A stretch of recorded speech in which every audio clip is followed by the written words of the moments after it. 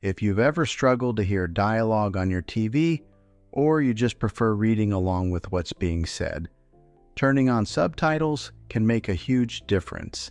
In this video, I will show you how to turn on subtitles or closed captions on Fire TV Stick.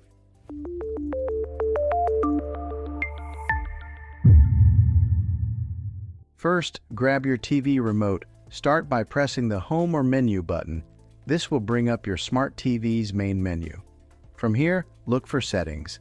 Depending on your TV, this might be a gear icon, or it could be listed under All Settings or System. Go ahead and select Settings. Once you're inside the Settings menu, scroll until you see an option called Accessibility, General, or sometimes Display. This is where subtitle and caption settings are usually found.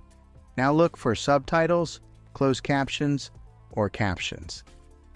Select that option. At this point, you should see a simple toggle. Turn Subtitles or Closed Captions on. That's it. Your TV should now display subtitles whenever supported content is playing. One important thing to know: some streaming apps also have their own subtitle settings. So if subtitles don't appear right away, start playing a show or movie, pause it, and look for the CC or subtitles option inside the app itself.